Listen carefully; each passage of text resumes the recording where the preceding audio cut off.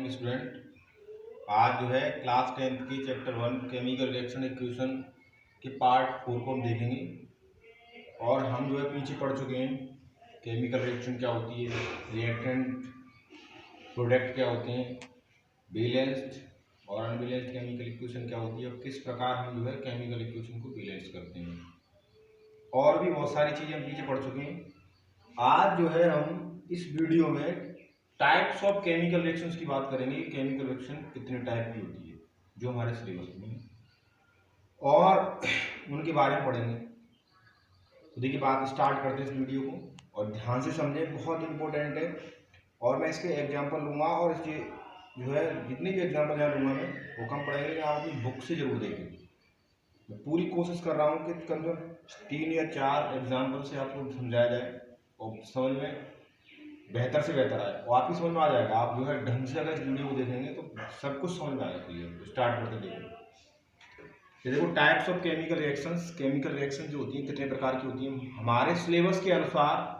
जो important types हैं chemical reactions की वो नीचे दे रखी हैं, वो है मेन 5।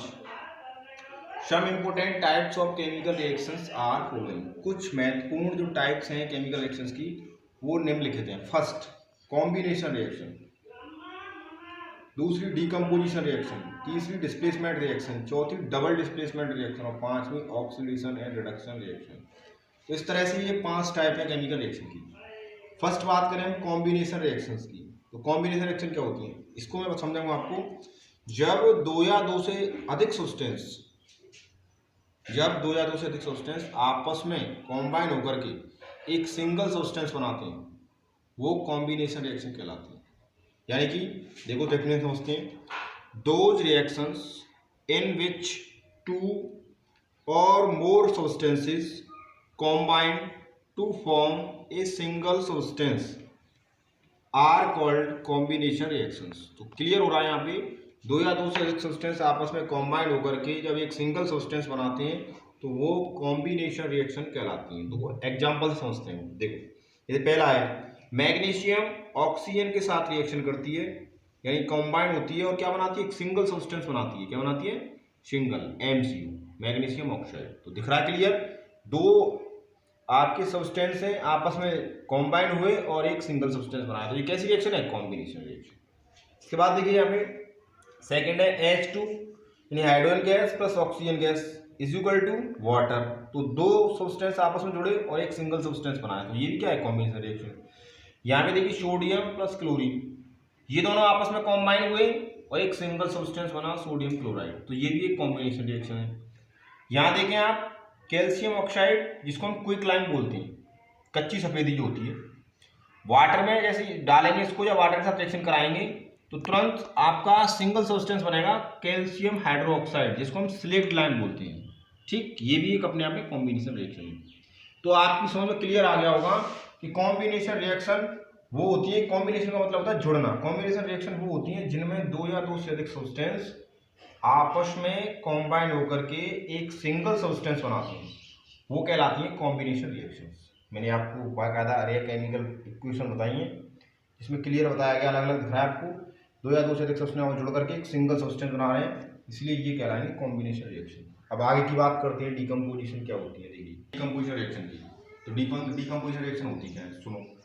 तो ये जस्ट अपोजिट है कॉम्बिनेशन रिएक्शन का, यानी कि उसमें क्या हो रहा था कि 2 या 2 से अधिक सब्सटेंस आपस में कॉम्बाइन होकर के एक सिंगल सब्सटेंस बना रहे थे। यहाँ एक सिंगल सब्सटेंस डीकम्पोज होगा यानी टूटेगा, 2 या 2 से अधिक सिंपलर सब्सटेंस होंगे, तो जस्ट अपोजिट है कॉम्बिनेशन रिएक्शन का। वहां 2 या 2 से अधिक सब्सटेंस जुड़ रहे थे, सिंगल सब्सटेंस बना रहे थे, यहाँ सिंगल सब्सटेंस टूट करके 2 या 2 से अधिक सिंपलर सब्सटेंस बनाएगा, छोटे छोटे सब्सटेंस। देखो those reactions in which a single compound splits up, splits का मतलब होता है टूटना, splits up into 2 or more simpler substances are known as decomposition reaction। यानी कि वे रिएक्शन जिनमें एक सिंपलर कंपाउंड स्प्लिट होता है, स्प्लिट अप होता है, टूटता है 2 या 2 से अधिक सिंपलर सब्सटेंस होंगे, वो रिएक्शन कहलाती है डीकम्पोजिशन रिएक्शन। तो देखिए जिसमें नोट को आपको नोट है इसमें याद रखना है कि डीकम्पोजिशन रिएक्शन जस्ट अपोजिट होती है कॉम्बिनेशन रिएक्शन, ये मैं डाल दिया है, जस्ट उल्टी होती है। Decomposition reaction is just opposite of a combination reaction, ये याद रखना है आपको। अब एग्जांपल लें इसके समझाने के लिए, बहुत सिंपल। ये देखिए यहाँ पे कैल्शियम कार्बोनेट है CaCO3, इसको अगर हीट करें हम तो ये डीकम्पोज हो जाएगा तुरंत कैल्शियम ऑक्साइड में और कार्बन डाइऑक्साइड में। तो दिख रहा है आपको एक सिंगल सब्सटेंस दो सिंपलर सब्सटेंसों में क्या हुआ, स्प्लिट हुआ। तो ये समझ में आ गया कि डीकम्पोजिशन है। ऐसे देखो देखो कैल्शियम कार्बोनेट को लाइमस्टोन ही बोलते हैं। अब बात करें पोटेशियम क्लोराइड की, तो इसको भी अगर हीट करें हम तो ये भी डीकम्पोज होगा पोटेशियम क्लोराइड में और ऑक्सीजन में। क्लियर दिख रहा है आपको? तो दो या दो से दो, एक सिंगल सब्सटेंस दो सिंपल सब्सटेंस में चेंज हुआ तो ये भी डीकम्पोजिशन है। इसी प्रकार देखो फेरस सल्फेट FeSO4, इसको हीट किया तो ये भी डीकम्पोज होगा तीन सिंपल सब्सटेंसों में Fe2O3 SO2 प्लस SO3, यानी ferric oxide, sulphur dioxide, sulphur trioxide. देख रहे हो आप सिंगल सब्सटेंस दो या दो से अधिक सिंपलर सब्सटेंसों में स्प्लिट हुआ, तो आप जो है यहाँ 2 को मल्टीप्लाई करेंगे बैलेंस हो गया।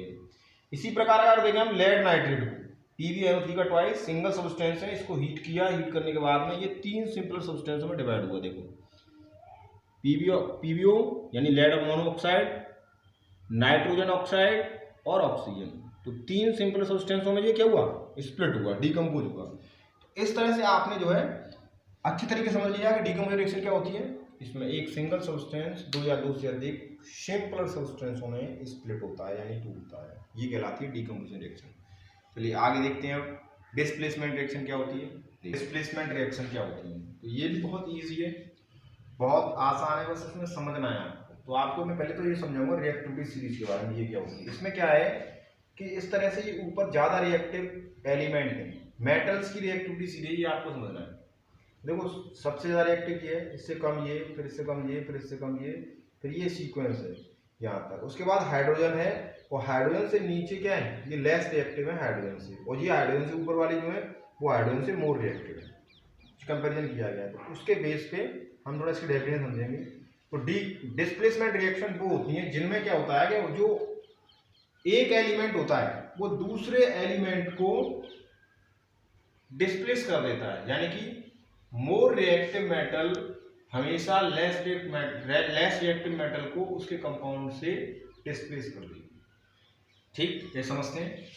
Those reactions in which one element takes place of another element in a compound are known as displacement reaction, यानी वे रिएक्शन जिनमें एक एलिमेंट दूसरे एलिमेंट का स्थान ले लेता है क्या कहलाती है, डिस्प्लेसमेंट रिएक्शन कहलाती है। जैसे मैं आपको समझाने की कोशिश करूंगा, जैसे यहाँ जिंक है Zn plus CuSO4 is equal to ZnSO4 plus Cu। यहाँ देख रहे हैं कि Zn जो है किसके साथ हो गया, SO4 के साथ। इसका मतलब देखिए कि Zn क्या है, Zn Cu से मोर रिएक्टिव है। देखिए Zn ऊपर है, कहाँ जिंक, ये रहा Zn Cu से ऊपर है, ये मोर रिएक्टिव है, और Cu इससे नीचे, यानी हाइड्रोजन से कंपेरिजन भी करें तो हाइड्रोजन से ऊपर है और ये हाइड्रोजन से नीचे है, तो ये लेस रिएक्टिव है और ये मोर रिएक्टिव है। तो मैंने लिखा है यहाँ पे Zn मोर रिएक्टिव, Mr का मतलब मोर रिएक्टिव, और कॉपर लेस रिएक्टिव है, इसीलिए Zn Cu का प्लेस ले लेगा और Cu Zn की जगह जाएगा,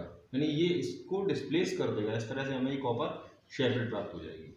इसी प्रकार लेड की बात करें तो लेड मोर रिएक्टिव है कॉपर के कंपेरिजन में, कॉपर लेस रिएक्टिव है, इसीलिए ये इसकी जगह आ जाएगा, यानी लेड क्लोराइड हो जाएगा और कॉपर अलग हो जाएगी। इसी प्रकार कॉपर और AgNO3 सिल्वर नाइट्रेट की बात करें तो कॉपर Ag से ज्यादा रिएक्टिव है, मोर रिएक्टिव है, जबकि Ag से लेस रिएक्टिव है, इसीलिए कॉपर नाइट्रेट हो जाएगा और Ag अलग हो जाएगी। इसी प्रकार बात करें हम आयरन की, तो देखिए आयरन जो है मोर रिएक्टिव है कॉपर के कंपेरिजन में, इसीलिए आयरन जो है कॉपर की जगह चला जाएगा, FeSO4 बन जाएगा प्लस Cu। तो आप देख रहे हैं क्लियर कि मोर रिएक्टिव एलिमेंट जो है लेस रिएक्टिव एलिमेंट को डिस्प्लेस कर रहा है, इसीलिए ये रिएक्शन कहलाती है डिस्प्लेसमेंट रिएक्शन, यानी एक एलिमेंट दूसरे एलिमेंट की जगह ले रहा है, उसको डिस्प्लेस कर रहा है, ये कहलाती है डिस्प्लेसमेंट रिएक्शन। तो देखिए आगे बात करते हैं।